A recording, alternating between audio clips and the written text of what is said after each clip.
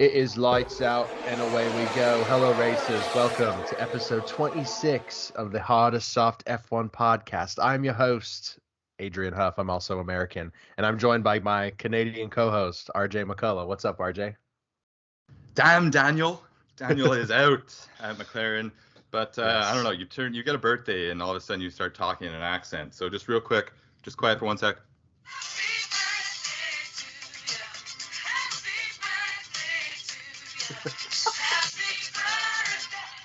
All right, there's my happy birthday song. And then, just because we're back.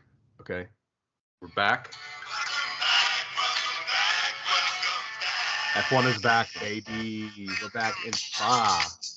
Ooh! Shit. We're back, baby. Yes. All right, we are back in Spa this week. Yes. Daniel Ricciardo did not survive the summer break, exactly. Unfortunately. Yeah, that was pretty much the breaking news. It's August 24th. We're recording this on a Wednesday.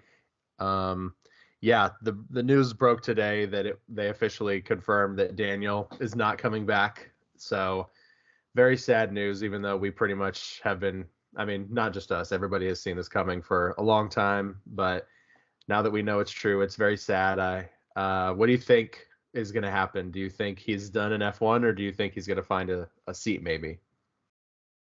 Tough to tell. I mean, his video, I think everyone's probably seen it by now, so we don't really need to go into it, but he just, I couldn't help but think of that, the guy that does all the impressions, and he's always just like, I'm very miserable right now, like the face, like the forced smile of Danny. Yeah. Like, that's what it seemed like. He was just like saying like how hard it is, but he had that huge smile on his face, and like, he looked like he was gonna cry. But to answer your question, I do think he's gonna stick around in F1. Hopefully it's Alpine. Hopefully he can get back with the Renault crew and redeem himself and not go out like this, because this would be a pretty tough way to go.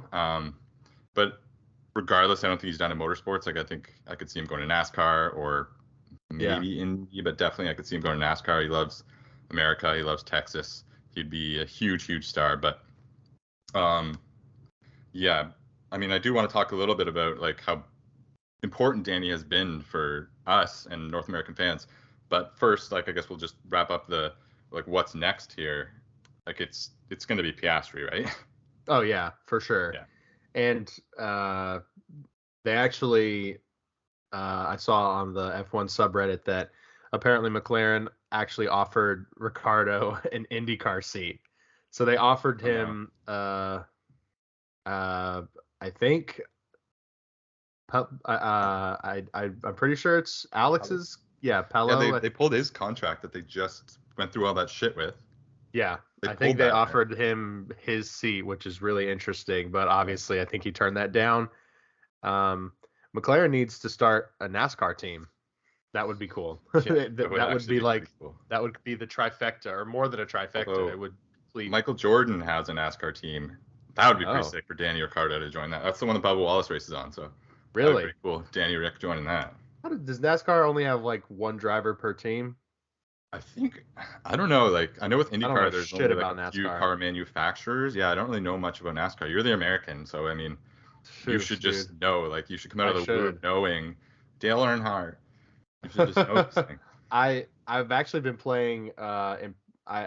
Since I knew I just got F1 22, I've been playing that. But the days leading up to that, I was playing NASCAR Heat 5, I think it's called. It's free in the new PlayStation Plus bullshit tier or whatever, and it's a lot. I actually had a lot of fun with it. I definitely got bored after a couple of days, but it's a lot of fun. But I still don't know anything about NASCAR. I didn't learn a single thing whatsoever. Yeah. But yeah, I don't really know. I've only watched a few. I watched a bit this weekend. Oh yeah. Oh, because of Kimi. Yes. Yeah. So we can just get that out of the way. I mean, yeah, he did okay, but he did qualify ahead of Daniel Kyvat, which no one really mentioned the fact that he was also racing in NASCAR. But I think he is like joining NASCAR. I could be wrong. But yeah, I think he is.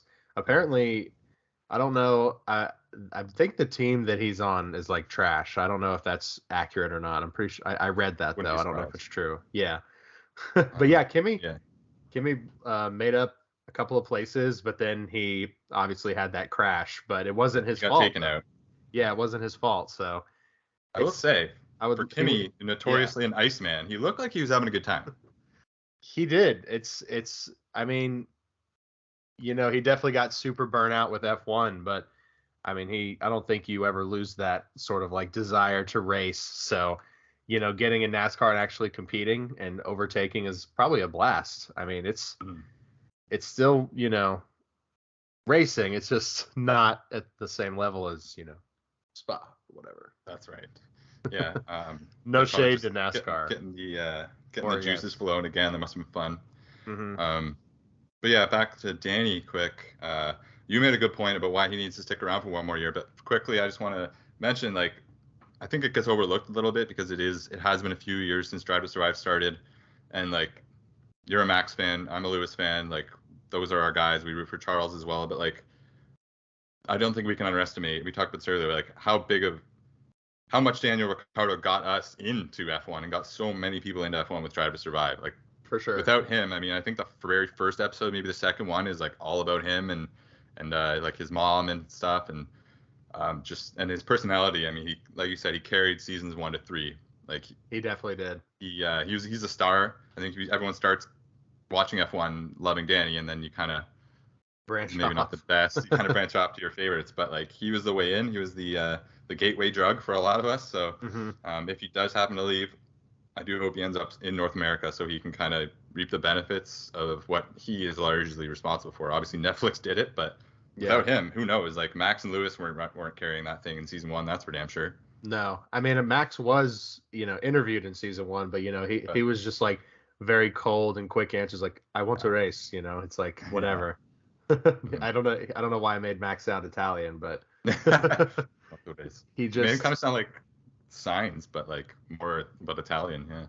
Yeah, Daniel plus Haas. I mean, Netflix milked that like so hard, and Christian Horner too. I mean, Christian is good. Will Buxton?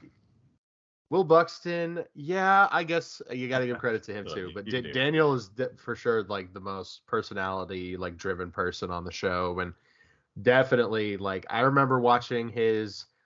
Technically the first like real, I think, let me fact check the date on this, but there's a YouTube video where like they get like experts in certain subjects to explain scenes in movies, and they got Daniel Ricciardo to do that for like racing scenes. Yeah, it is. It's like with GQ or something. GQ, yes, that is exactly what it is. But yeah, I can't find when that was. I don't think that was probably the first thing I ever saw of F1. I for some reason thought that came out like 3 years ago, but yeah, it's so unfortunate, but it's so apparent that it was coming, and we've been talking about it a lot, but I really, really hope that he goes back to Alpine.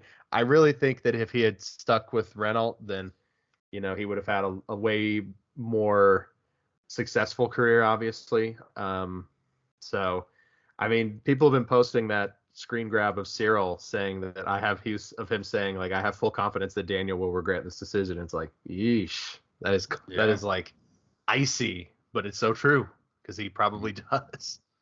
Yeah. I don't think everyone involved is basically just saying it just didn't work out. Like, it just didn't work out the way they wanted it to or hoped it would, and it's too bad. But you had said one reason that I hadn't thought of why we need him to stay for at least one more year. Certain race. Yes. That you mentioned. He even said it in that F1 interview. Vegas. We got to see Daniel race in Vegas. He said it himself. He's got to stick around because he can't miss out on that. It's like perfect for Daniel. It's built for him. Needs at least one go. Yeah. And let's not forget that Daniel Ricciardo is like one of the first McLaren race winners in a very long time. The last one, right? In like 10 years? Yeah, almost. I think it's over a decade, but yeah, Lando hasn't gotten a win, so people don't need to be throwing too much shade towards Daniel Ricciardo's way, because I mean, we can never forget Monza. I mean, he even talks about Monza in the goodbye video, and I mean, he made it very clear in the video that it's the team's decision. He's like, the team has come to a decision. It's like, yeah, I mean, You think back to that Instagram story that he posted saying that he has full intention on staying with McLaren through 2023. So it just sucks. It sucks hard. It does. It's unfortunate, but hey, you never know. Maybe he'll land greener pastures. He'll be making a little more money, and who knows, wherever he goes could have a better car next year. Yeah. And he still got paid, so good on him. He still got the rest of the year, so we'll see what happens. Another Monza win. Oh my God, imagine. They're going to be like, let Lando through. Mm-hmm. Oh yeah, absolutely. Like, nah, mate. Fuck off. Oh my God, imagine. Yeah, so they are both at Spa this week though. They will be there. Yes. So I mean, they left it a little bit late for to announce this decision since they're probably there now. But actually, I know they're now because I saw a video that really, it's hard sometimes to judge on TV like how steep like Rouge and Raidillon or whatever, like Spa in general, like how steep and winding it is. I'll post it in the video, but I posted in our links at the bottom of the notes. It's just like a McLaren guy, like F2 or something, has his like luggage with him, standing there like greeting one of his friends at the top of Rouge. Oh yeah, and then he like this is from last year. Oh, is it? Not? Yeah, this video's from last year. It is because it is insane how steep it is. Yeah, like, it does not seem that steep on TV, but that shows it crazy. The guy's bag just goes, it's gone. So fast. And I mean, all the drivers, like almost to a guy, say it's their favorite track. It's an amazing spectator track. It's an amazing TV track. It's like it's the perfect F1 track, and it is. It's basically, this is the last one probably for a long time, which I mean is part of a bigger issue with F1 becoming more of a money sports. Like the foreign investment is just I don't think Spa pays to be on the calendar, whereas other places are willing to pay millions of dollars to have a race. I guess so they're deciding to get rid of Spa, which it's not fair. Hopefully it stays in the video game at least so we can keep driving it. But I mean, yeah, this could be the final Spa. What do you think about that? It's fucking bullshit, dude. I mean, and everybody wants Spa to stick around. I mean, do we really have to? I mean, do we really have to have like that much money for every race? I mean, come on, there's got to be some that so much. Yeah, I know. It's like, come on, you cannot. Like, we cannot sacrifice Spa for Vegas. I'm so as excited for Vegas as I am. Like, it can't happen, or more Middle Eastern races or whatever the fuck. Like, we don't have Hockenheim. You're taking away France. Let's not also take away Spa. It's fucking Monaco might be gone, which like I'm okay with Monaco being gone because it's not a good race, but like no way. I would rather them take away Monaco than Spa though, you know. But I would too, but I do not see them taking that away. Yeah, no fucking way. It's so like especially what happened last year at Spa, like with the rain out, like it's gonna be we haven't got much, but so they're like doing a little thing to kind of make it up to the fans for it getting like washed out last year, but it just kind of, to me, I read this and it just makes it almost just seem like more of like this is the last one, guys, like let's have a celebration kind of thing. Really? It's like they're doing like it's a nice thing, and like I understand why they're doing it, but like they're doing like tomorrow, so Thursday, so probably if you're listening to this, it might be today, might have been yesterday, who knows. From 10 a.m. onwards, F1, F2, and F3 drivers will be making on-stage appearances, as well as doing some on-track demonstrations.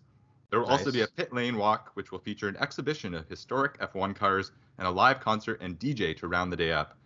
So, like, that's cool. I'm glad they're doing something for the fans, but it kind of just seems like we're going to do one big bash because it's the last one. But, yeah, because I guess they're saying it's to make up for last year, but God, it sucks that it could be the last one. It shouldn't.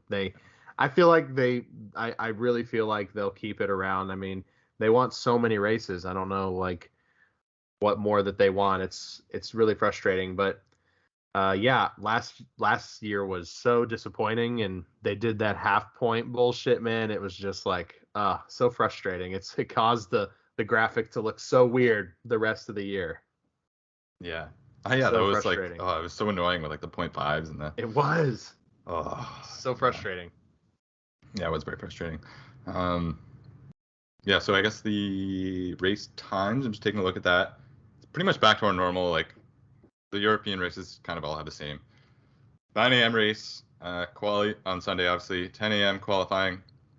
We got our practice 1 is Friday morning at 8. So nice. 8, 9, 10, pretty standard for I guess you can call it the European swing. We got we do have a triple header, so we're gonna discuss that in a bit. But yeah, we had 3 weeks off basically, and now we're doing 3 weeks on. So, and then I think it's 1 off and then 2 on. So it's gonna be pretty busy coming up here. Hope you enjoyed your break, fellas. Yeah, I guess I'll just go through it right now. We got I hope they. I mean, it looks like a lot of them did. Like Lewis was on some crazy adventure. Some safari shit. Yeah. So we got Belgium this week, obviously, and then next week we got Netherlands, and then we got Monza. Zandvoort and Monza. Yeah. So it's going to be, I think Charles is in tough because, I mean, to have any chance, he's got to win these 3 races, basically, to have any chance of catching Max. But, like, Max is going to win Netherlands. Like, he's winning Zandvoort, you know? Unless something crazy happens. But, like, barring an accident or a crazy car failure, Max is going to win Zandvoort. And, like, I don't know, he could win Belgium as well, so. There's someone saying Max could win the championship by Singapore, which is we have the triple header and then 2 weeks off and then it's Singapore. So this thing could be over soon, but yeah, Belgium, Netherlands, Italy, great run of places. I mean, hopefully the fans are a little more behaved in Netherlands this year. I say that as a half Dutch guy. Very disappointing last year what they did. Yes, I hope so, but it's a really cool track. It feels like.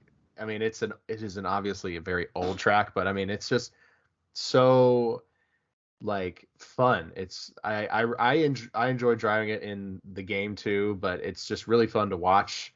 And just that one particular towards the beginning, that first bend, we saw so many spins there last year. It's just so much fun. And in these big cars, it's going to be very interesting, but definitely, I mean, if Ferrari continue their streak of fucking up, I mean, Charles did win it at the Red Bull Ring, but the chances of him winning in the Netherlands are very low. But if he's able to pull out a win in Spa and Monza, definitely not over. But if Max just crushes this triple header, it's done. It's fucking done. Yeah, I think they made a few track changes this year to Spa, but nothing like to necessarily the actual layout. It's more the like runoff areas and stuff like that. Yeah. Because it was becoming a problem with Rouge that if people hit the wall, they were just bouncing right back onto the track. So I think they basically fixed that, hopefully. But yeah, I mean, let's hope for a good weekend and hope that it's just a 1-year hiatus from Spa and they come back in 2024, or worst case, when the new regs come in 2026, they'll come back. But what do you think is going to happen this week? Who do you think is going to take it? It's hard after the break. But. Yeah, podium prediction for Spa. Let's see. I'm definitely going to say Max is going to take first. I think Ferrari have I'm saying this hoping that they prove me wrong on this, but I think Ferrari have blown their shot already. Definitely could be wrong on that, but I think it's going to go Max, Charles, Perez.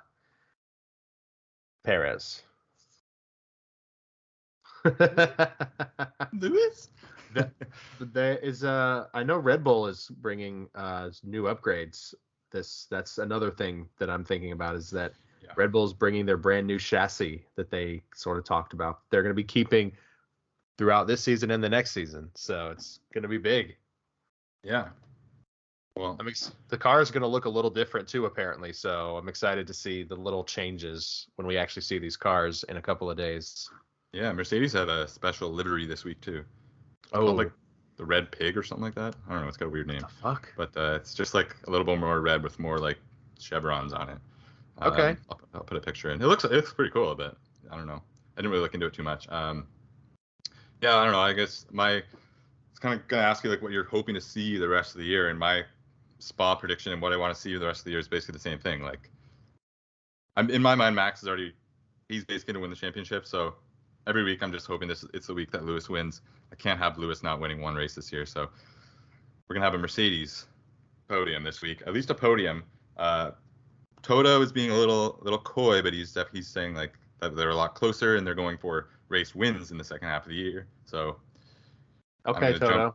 I'm gonna keep going on the bandwagon, and Mercedes. Oh, that wasn't my best, but that shit makes me laugh so hard, dude. I know, I haven't done it in a while. I gotta like get back in the zone with my Totos. I gotta get ready for Halloween. I only got like a month, 2 months. You gotta take a sniff of that pumpernickel. Pumpernickel. Dude, I'm looking sweet pumpernickel. You just had it right there. That's so funny. Make it snap like a cookie. Holy shit. I'm looking at the red pig livery, and it is fucking cool. It is so sick. I am so excited to see that on track. Like, I never pictured red on a Mercedes, but it looks good, bro. It's like maybe symbolic. Like, they could be taking over Ferrari, bro. Like, I don't know. Yeah, I guess they could technically pass Ferrari this week. Because they're, what, 30 points behind? Yeah, let me look at I think it's 30, yeah. Let me see really quick. We can just the team standings really fast. Yeah, they're exactly 30 behind Ferrari, and Ferrari is almost 100 behind Red Bull. Literally 97, so that's fun. Yeah, not great. Is there anything that you're hoping to see between now and the end of the year? Big hopes? Big dreams? I want Daniel Ricciardo to do well, for sure. Yeah. I would PODIUM at least would be nice. It's so petty of me, but it would be great to see him just like outperform Lando a couple of times. Not all the time. I like Lando. He's dope, but yeah. Real fast, that video for Daniel that I was talking about came out in October 2019. So that actually was the first F1 like driver related thing I ever watched. So okay, wow. Definitely recommend watching that. 3 years ago. Yeah, absolutely. 3 years ago on GQ. Another thing on Danny. I didn't see this come out a few weeks ago. It seems like every week now there's a new announcement of an F1 documentary or movie or show. But apparently Danny Ricciardo has already started on F1, kind of F1 meets Hollywood style show. Like he said he'd compare it to like an Entourage or a Ballers. So he said it's not going to be like Lewis's or the one with Keanu Reeves or Tom Cruise or there's a bunch of ones coming out. His is going to be more intense. like there's a more real. His is more of like a sitcom type, like kind of glamorizing it or just like Ballers and Entourage, where it's just like it's more about the lifestyle and everything, which would be kind of cool. And like Danny's the perfect guy to do that. So I mean, sure, if he does leave, he's got that to sit back I will on. say, I've never seen Ballers. I've heard a lot of people like it, but I fucking love Entourage. That's one of my favorite HBO shows. Like, I love Entourage. Ballers is kind of like similar to like a sports Entourage. Yeah. Yeah. Yeah. It's oh yeah. No, we're gonna have to do for one of our podiums. We should do best HBO intros. Oh, absolutely. So best HBO. Just intros. We can do intros after and shows. And then there's the song like, oh yeah. Like when you hear that, what do you think of? Like some people think of the oh yeah, or some people oh yeah, the little like there's so many. I can think of so many. The Sopranos. I mean, The Wire. Yeah, we can go on. HBO's got a great catalog. Succession. The Succession has one of the most iconic openings of all time. It's so good. Yeah. Pusha T actually did like a remix with the Succession theme song. It's pretty cool. Not a huge Pusha T guy, but I mean, I'll listen to anything with that song in the background. No, but like that sample sounds sick. Yeah, it's a sweet sample. So, the only other thing I really had before we get into our mid-season awards is just real quick. Don't really know what we're gonna say about this, but we have another video game coming out tomorrow, Thursday, August 25th. Yes. Is F1 Manager. We talked about it pretty in depth a couple weeks, like maybe a couple months ago, maybe a couple weeks ago. I don't remember how long ago it was, but we've talked about it. It's just more like you get to be what's the term you'd use, Adrian? Toto Wolff, Horner, team principal. Yeah, I guess team principal / like radio CEO. Yeah, I don't know. It's but also strategist / like everything but driving. Yeah, doing pretty much everything. It does seem very in depth and like they've done a good job. I don't know. I'm still getting my feet wet into F1 22 as I know you are because you just got it, but they've taken a while to do their fixes, and it's still not perfect, but it's slowly getting better. So I'm having a lot of fun with it. Yeah, I like don't feel the complaints as much as other people because I'm not like a competitive F1 gamer. Like yeah, the people that are, but yeah, go ahead. Speaking of competitive F1 gamer, do you remember? I don't know his name, but the gentleman that went from F1 esports to a Formula 2 team. Yeah, I've heard about that. I don't actually know who it is, but I heard them talking about that. I watched a F2 sprint race a few weeks ago, or I guess now it's probably a month and a half ago, and they were mentioning that. They let me pull up her name because surprised it wasn't Jarno Opmeer because that guy wins all the F1 stuff, all the F1 esports stuff every year. He's dope. I see his I see his shit on Twitter all the time. But he's like signed to Mercedes esports team, but he is. Yeah. The I've got her name right here. He's actually getting replaced because he's not performing very well. A lady by the name of Tatiana Calderon is actually replacing him. So we have a female driver in Formula 2, which she's not the first Formula 2 driver, but yeah, it's very cool. It's on the Mercedes AMG team. Her partner is Enzo Fittipaldi. So wow, yeah, impressive. It's legit. So congrats to her, and sorry, I mean, I could definitely see, video esports to real car not necessarily translating. So yeah, although I mean they do those simulators that all the pro like esports guys use. It's got to be for sure. Obviously it's different, but the actual like mechanics of it have to be relatively similar. But you can't really replicate the G-force and all that stuff. No, not at all. Holy shit, I can't imagine. It's a freaking. I mean, like sometimes when I'm playing the game, I'll like think in my head, like, what if I was actually in this car? And then I slam into the wall and I'm like, shit, I would be dead. Yeah. I would be fucking dead. Whenever you see like an onboard of a guy crashing, it's like, yikes. I know, it's so horrifying. Which we'll talk about some crashes here in a moment. Should we get started with our award show? MidSeason award show. Get some like Oscar music playing. Yeah. Ladies and gentlemen, welcome to the mid-season hard or soft awards. You want to just jump right into this? We've got 6 categories or 8 categories. Let's see. We've got 8 awards today, 8 categories to give out. So I guess I'll kick things off. Do we want to go? Yeah, we'll just go in order. Let's do this. Okay, so our first category for the evening is, so far, the best scream of the season. And we have 2 nominees. It's the only category with only 2 nominees so far. We've got Charles Leclerc. No! And Lance Stroll. That's P18 lots, I'm afraid. 2 really, really funny screams, let's be completely honest. I don't know if you're gonna put a clip in for every single one of these moments. That sounds like a complete nightmare, but if you do, I'll do my best. Yeah, I'll put those 2 in for sure. Yeah, we'll see. Absolutely.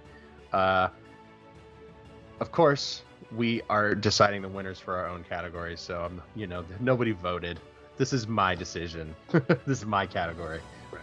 The winner is Charles Leclerc. That scream is still bone-chilling. Yes, yeah. Because you could feel the emotion behind it. You can also feel the emotion behind Stroll's, but it's just not as impactful. So yeah, Charles Leclerc is the winner of that category. All right, that's one award for Charles. He's finally won something. Award. Here you go, Charles. Lance sounded more like a Yeti or something. I don't know what was going on with him, but the next category in the mid-season Hard or Soft Awards, Best Radio.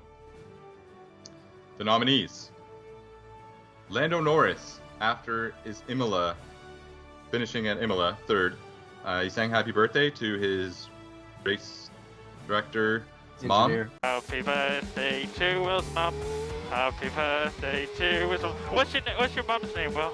Charlotte. Happy birthday to Charlotte. Yeah. And then they sang him a nice podium song when he got back in. I cannot escape and I cannot forget.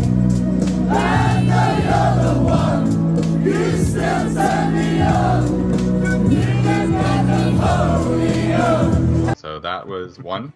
Second nominee, Carlos Sainz after his car failed in Austria. No, edit. No. Yep. And he was freaking out. And that's the second one. The third one, Max's DRS freakout in Spain. Yes! Max, I think you may have closed it last time around. Because I'm pressing it 50 times before it opens. Just try one button press after the curve. When he was basically like, I'm hitting that button 50 times! And the guy's like, well, maybe you might want to try hitting it one time. And he did, and it worked. Yeah. And the final nominee is Carlos Sainz telling off Ferrari. I'm under pressure from Hamilton. Please don't ask these things. Please. Stop inventing. I'm under pressure also. And then he won the race, his first race. So it's good for him. Good for him. And after long consideration, the winner is Max's DRS freakout in Spain. Yes, I figured that he was going to win that one. I love a good Max freakout. It just kept going on and on. So. Yeah, because it didn't work. It kept not working. Yeah. DRS. Yeah. Okay, so the next category is the best onboard cam so far. So first, we've got Zhou Guanyu in Monaco, his little tail whip. I tried. I need a new pants after that. That he did in Monaco when he said that I need some new pants. He definitely did. He almost completely binned it. Mixed crash at Jeddah.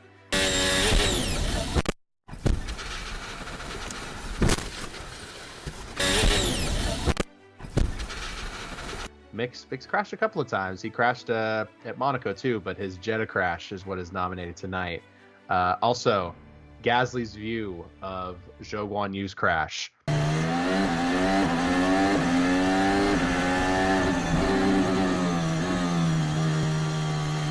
Oh my god, I got sandwiched. Which he may or may not have been responsible for. Then finally, we've got Alonso's finger wag to Yuki in Austria. Fernando Alonso is so experienced he can go half on the grass and yet still get a decent drag and then wag a finger at Yuki Tsunoda as he tries to get past him.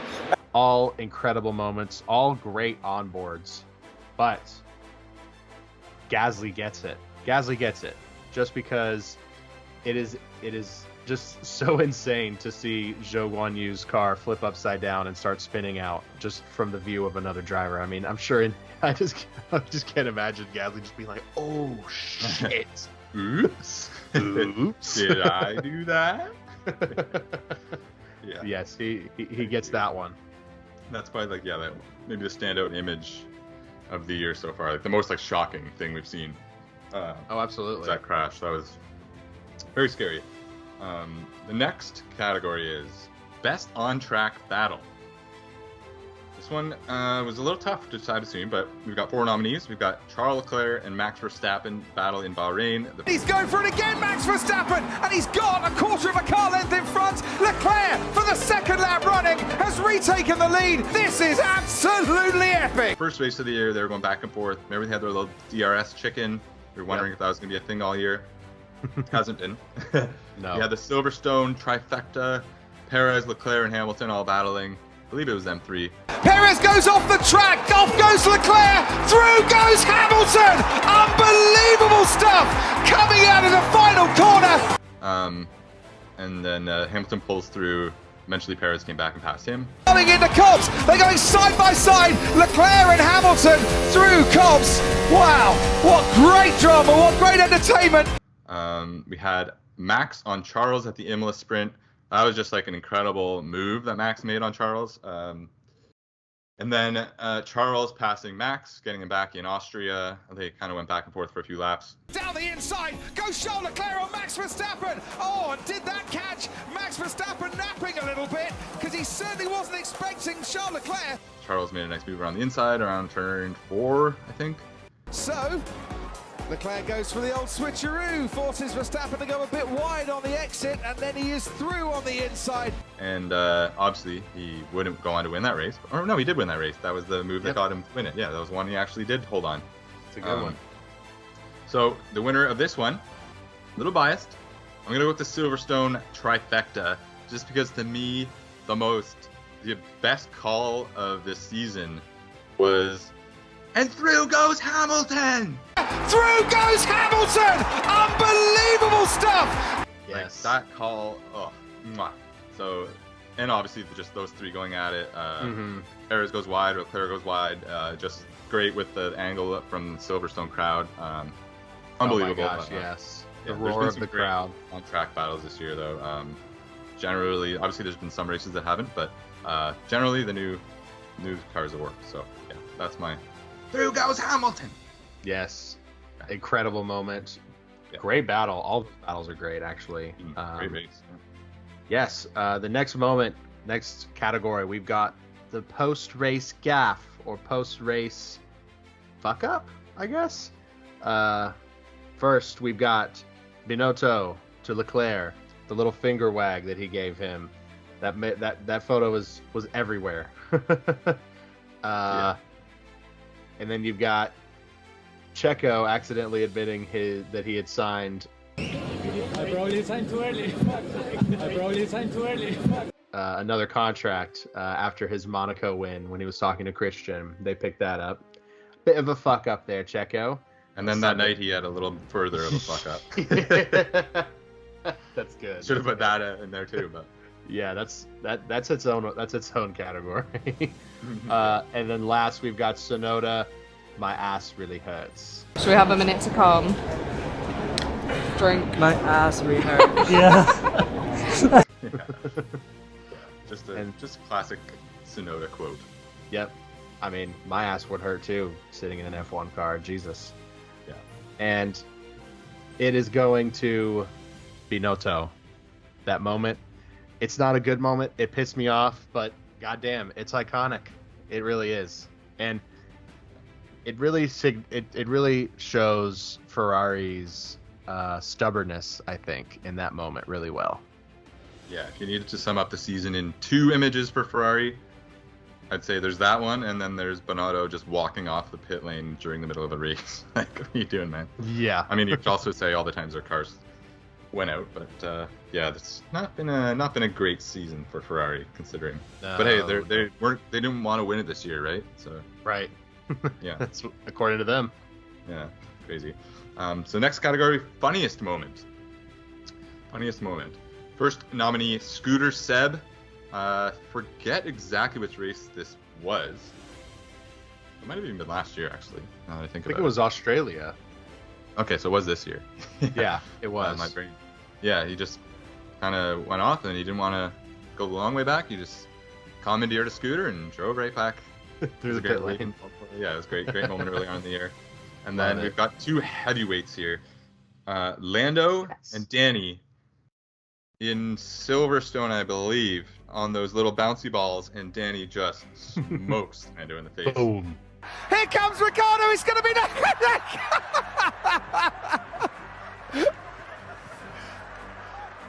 Hang on.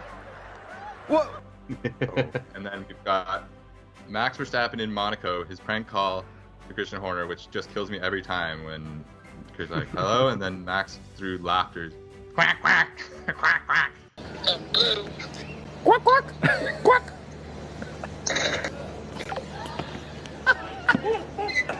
He's not picking up anymore. Christian, I'm so sorry. I'm so sorry, Pete. They're all fired. Yeah, they're all fired, okay? He just can't stop laughing. Him and Checo just dying laughing. So, some good moments. I'll put those in. The winner is Danny hitting Lando in the face with the ball. I mean, I probably haven't watched a clip that much in years. Like, I had that thing on a loop. Just. Is there? Look, here we go on the replay. Oh! I think the phrase, Daniel, is got him. Oh, it was too late. Oh, so great. And how Danny instantly is like, oh my god. But because he hits him really fucking hard. He smokes him in the face. So that's a great clip. Yes. Oh my gosh. God, we're already on the last one. Our final award, the worst look. We've got a double nominee tonight. That's had 2 categories. The first, the McLaren fashion show with James Corden. We all remember. We saw the Instagram posts. We were all horrified.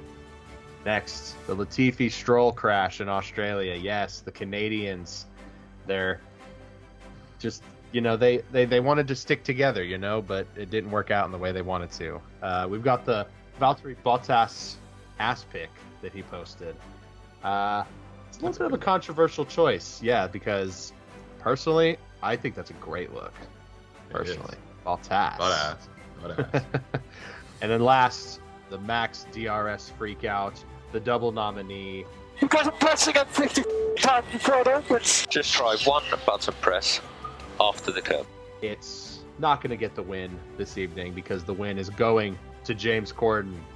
Definitely the worst look of the whole season. I hated every second of it. I don't like James Corden at all. And it looked like the drivers weren't having a very good time either. So, yes, it was. I miscounted. It was 7 awards that we handed out this evening. 7. Lucky number. It's a lucky number for me. I like that. So that's great. Well, look at us. Yeah, that was fun. I hope you guys enjoyed that as much as we did, because that was fun for us. Yes, it was. And we have cars back on track soon. Very excited. We made it through the break. Wasn't the most fun, but at least we got a new F1 video game to play during the break, or at least I did. You just got it, but we're gonna start that up. Maybe even tonight we're gonna start that up. We might can get a Grand Prix in this evening. I don't know if we'll make content out of that or not. I'm still haven't posted the Netherlands video. Totally forgot about that. That was. I think that's about it. I mean, all I really got is for Spa. Let's just enjoy the weekend. I mean, it could be our last time. Hopefully not. But there's going to be lots of. I'm sure there'll be lots of good stories going around. Lots of good vignettes and montages and historical things. And I just hope you get a good race and that it doesn't. I don't mind rain, but I don't want it to be just rained out like it was last year. That was awful. Yeah. It made for some of the funniest memes and some of the funniest videos of the entire season. Yeah. But it was just, imagine being there. Ugh. Terrible. And the fact that they didn't do anything for the people that were there, it's a real disappointment. And yeah, I mean, there is rain forecast for Saturday and Sunday, so we'll see. Let's hope it's not as bad as last year. I just want a good race. And Jesus Christ, I remember Lando's crash last season as well. That was rough. Like, let's hope. Oh yeah. Like it was. Let's hope that everybody can stay safe and that we can have some good racing for Spa, because it's so iconic. It deserves it. Yes. Get in there, Lewis. Yes. He just might. We never know. You never know. The summer break could bring new opportunities for some. The only thing that could probably be better if he won in Netherlands, that'd be pretty sweet. I mean, I don't see that many cars just not like set up for Mercedes style. I don't think. But maybe, I don't know. But yeah, I think Max is going to win that handily. But you never know. Hope for a good quali's always good here, because there's like teams can set up their car for kind of go balls to the wall like George Russell did with the Williams last year, and then they'll fade off in the race. But yeah, quali's always great here. It's a longer track, so yeah, just really excited. Do you have any last thoughts? Oh no, I'm just very much looking forward to it. I can't wait for next week when we get to discuss the madness that will probably be Spa. Your first race as a 25-year-old. Yeah, 25, halfway to 50. Baby. No existential crisis at all. Let's go. No. All right, enjoy Spa. Yes, we'll see you guys next week. Check out our socials at HarderSoft F1 on TikTok, Instagram, and Twitter, and HarderSoft F1 Podcasts on YouTube, Spotify, and Apple Podcasts every week. Listen. Thank you guys. See you next week.